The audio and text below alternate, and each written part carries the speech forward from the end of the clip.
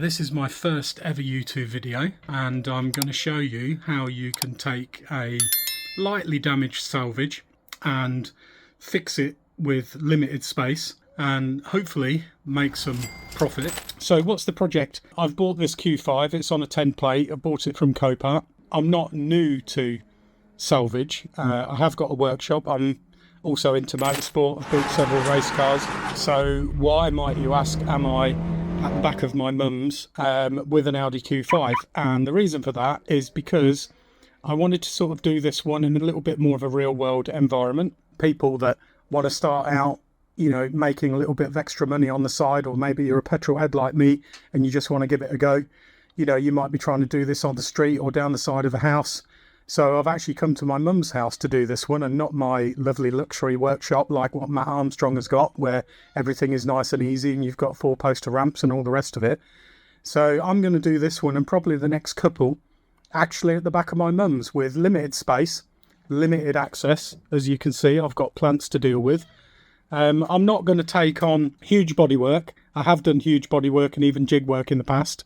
So I'm going to keep these first few to light bodywork like this one has got, engine mechanical stuff. As you can see, the garage is very limited. I've only brought some basic tools here. I've got a little bench, and then yeah, there's all of mum's crap at the back of the garage, and my golf trolley and the old fridge to deal with. So I've not really got the space here to do full-on engine work and that sort of stuff, although I could on this bench if I cleaned it up and tidied it up. So anyway, I'm going to give you a walk around the vehicle and let's go through what the damage is. So as you can see, this has had just a light front end on the bumper. The bumper's not repairable. I mean, it is repairable, but because the crack goes all the way through there, it would probably crack again. And when I sell this on, I don't want that to happen to the next person. So I haven't took the bumper off yet, but I'm assuming that the crash bar underneath the foam and the bumper support are going to be toast, but we'll figure that out as we go along. The grille is here, so I'm going to need to put a new grille on it. The engine bay is actually quite nice and clean. I'm going to give it a full service. I'm going to check and change the timing belt because it'll be easier for me to resale with a new timing belt if I can prove that I've done that. I'm going to change the gearbox filter and change all the oil, which is an expensive job because the oil's expensive, the filter's only 35 quid. And then what I'm going to do is I'm going to document every cost, the cost that I paid Copart, the cost of delivery, the cost of all the parts, put it all on a spreadsheet, show you what I paid for it, show you what I've spent, show you the time I've spent, and then yeah, I'll try and resell it, and then we'll work out what the profit is and what my hourly rate was, and then we'll move on to the next one as we learn to do this. Not so much learn because I've done a lot of these, but in a workshop setting with a jig. This is the first time I'm actually doing it on the slabs at the back of mum's, so it's going to be an interesting one. But anyway, so let's crack on. So we've got the bonnet opened. This crap that was on the underside of the plastic engine cover, I'm going to have to blow this off with I'll have to bring my compressor over and blow all this off with an airline. So that's the state of the air filter. The coolant is actually a nice colour. That doesn't look like it's seen 40,000 miles of use. Let's have a look at the power steering fluid. Okay, there is none. The engine bay looks quite nice. Door handles, both front door handles stick like that. So I'm going to have to address that. This is broken, which I'll replace. Passenger seats in really nice condition. We've got some crazing on the aluminium there. I might get my mate actually just to wrap that. Driver's seat, just a little bit of wear on the bolster, but generally speaking the interior is actually really sweet, really nice. There's somebody's pushed out the fag lighter, so I'll have to fix that. I don't know if that's meant to be bent like that, or where that's actually meant to. I can't believe it's meant to sit there, so I'll have to have a look at that. Generally speaking, the interior is actually really nice for a 10 plate. It's been looked after. And the back one, I'm going to get, you can't see it, but bubbled, not very nice, so I might get that done. Rear wiper blade, I'm going to put new wiper blades on it, some nice Bosch ones, and adjust that so it's not touching the bottom. Really nice boot, nice and clean. Don't know what's in there. We'll have to have a look. We'll have to have a look what that is. Never had one of these before, so no idea what's in that. It's got some wires going to it. I'll figure it out. Yeah, so there you go. So let's make a start servicing it, see what we come across when I get the front bumper off. So on this side, can you see that? Somebody's who's not got much brains has tried to lever this switch panel out without taking the door panel off and unscrewing it so that it comes out. So anyway, I've ordered a complete new one of these. Might be able to repair that little ding there. Apart from that, it's got no mats, so I'll get some nice mats, put some mats in it. This just shows you the seat bolster. It's not too bad. I'll probably trim those little stitches off when I do the seats and clean the seats up. Yeah, all good. Let's make a start. Okay, bumper's off. The actual crash bar, which I thought was going to be toast, I don't even have to replace because it's literally just dinted in that corner. The chassis rail is not bent at all, perfectly straight. I wasn't worried about it bending the main chassis rail because the damage was too light, but I might have had to have replaced this. This whole bumper support needs a new one along with this.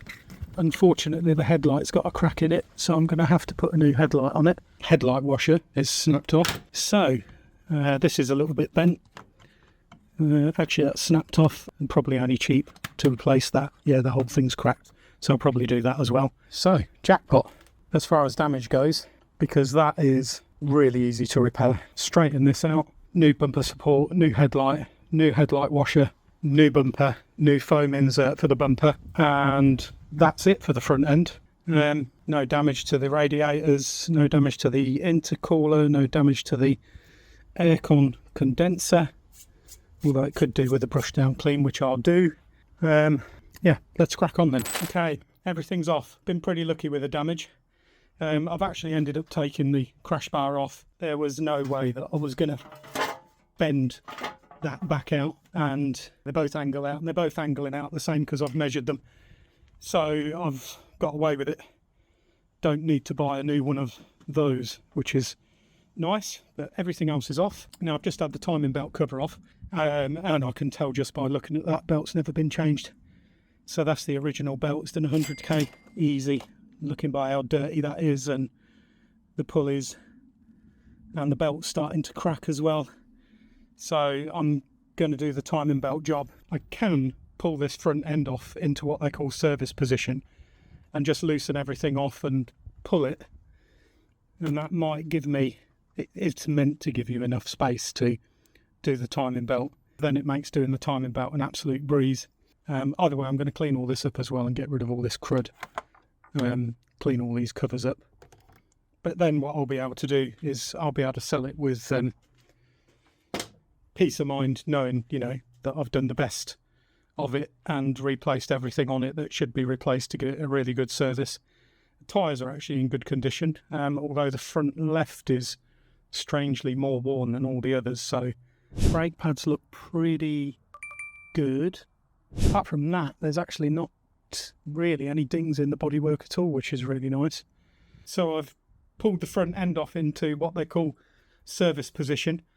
To do this, actually there's loads of videos on YouTube showing you how to get it in service position, but as you can see, I bought a couple of 8mm rods so that I could support the front as I pull it off, and as you can see, it does give you enough space without losing your air conditioning fluid and your water coolant. But I am going to lose some of that because I'm going to take the water pump out. But anyway, as you can see, I've got my timing mark lined up, and I've got my camshaft pin in, and I've got my diesel pump pin in. This one, as you can see, doesn't actually go through the holes, and nobody shows you this on YouTube. They just sort of glance over it. It actually goes to the side. Can you see how that goes to the side and actually not through the hole? So for ages I was spinning this round trying to find it in that little hole there and wondering why I couldn't find it. And then I got a mirror under there and realised, oh, that's where it goes. So anyway, it's all timed up at top dead centre.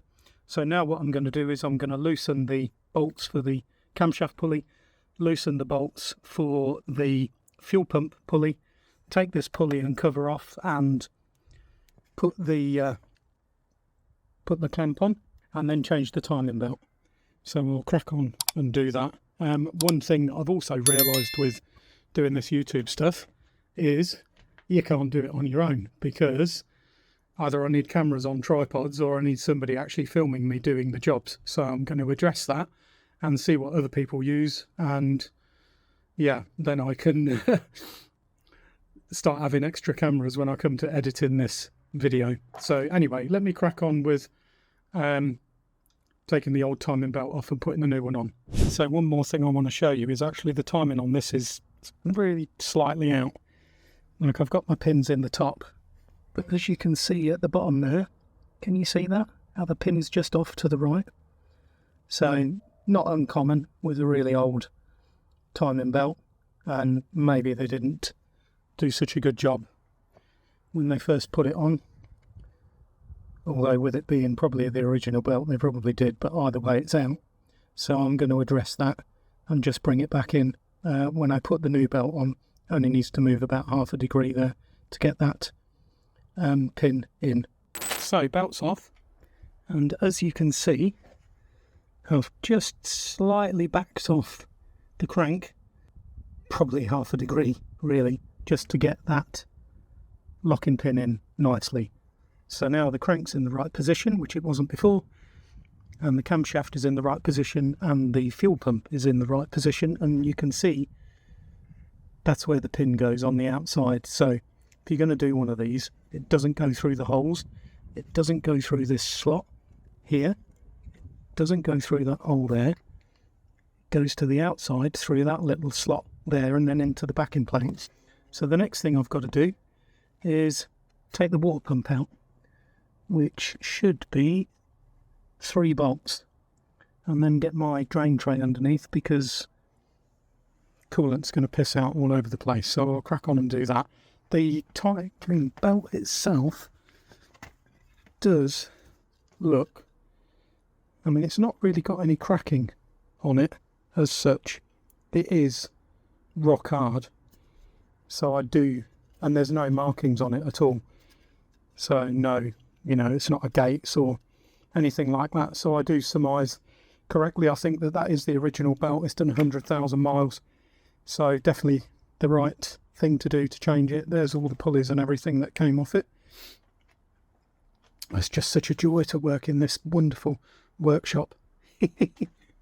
Anyway, let me crack on and get the water pump off, and then I can reverse it all and put the new timing belt kit on, which is a Gates. So we've got the timing kit out. Nice Gates one. Driven by possibility. Possibility of a timing belt failing and trashing your engine, but there you go. Anyway, this belt is marked up, unlike the other one. Quite like Gates stuff, always used it. That's the new water pump, that's the old one. And the old one is in very good condition, apart from being rusty.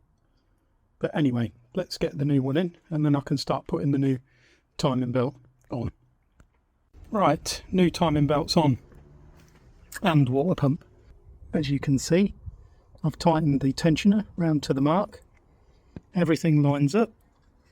Bolts are still loose,